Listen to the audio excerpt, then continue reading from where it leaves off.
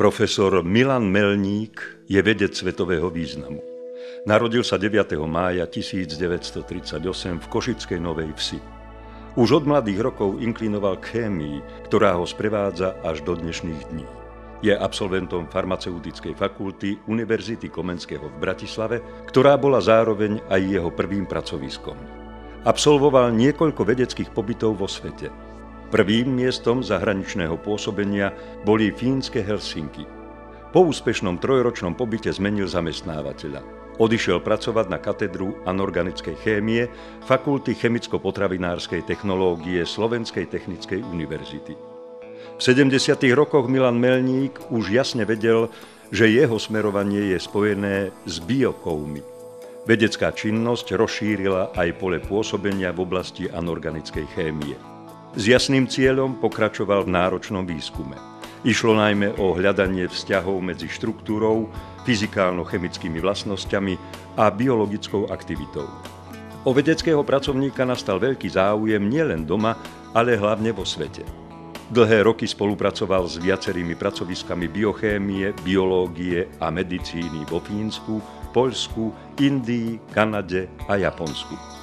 Na vedeckých pobytoch v zahraničí strávil viac ako 10 rokov. Profesor Melník patrí medzi niekoľkých vedcov na našej planéte, ktorí majú najrozsiahlejší prehľad o štruktúrach komplexných zlúčenín významných bioelementov. V roku 1990 obdržal titul doktora vied a v roku 1991 mu pribudol titul docent. Riadnym profesorom sa stal po vedeckom pobyte na York univerzite v Toronte v roku 1993. V rokoch 1994 až 1998 pôsobil ako podpredseda akreditačnej komisie poradného orgánu vlády Slovenskej republiky. V tom istom období zastupoval Slovensko vo výbore Európskej únie pre riadenie vysokých škôl v Štrasburgu. Je trojnásobným nositeľom ceny Jura Hronca, mnohých vedeckých vyznamenaní.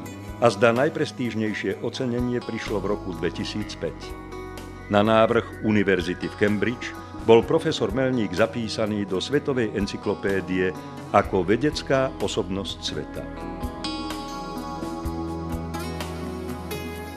V roku 2008 jeho prácu ocenili v Spojených štátoch amerických zlatou medailou za obohatenie svetovej vedy.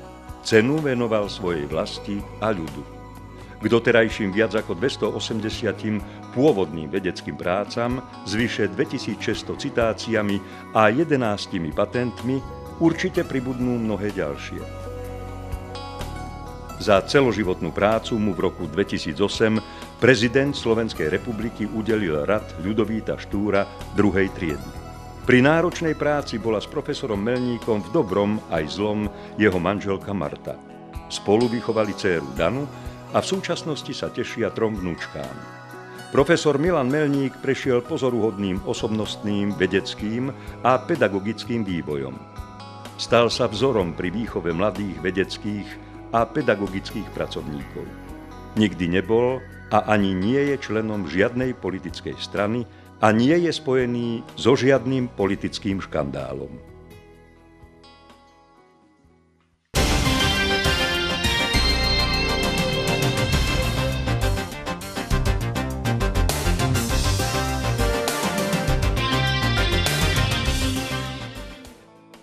Nie som a nikdy som nebol príslušníkom žiadneho politického zoskupenia.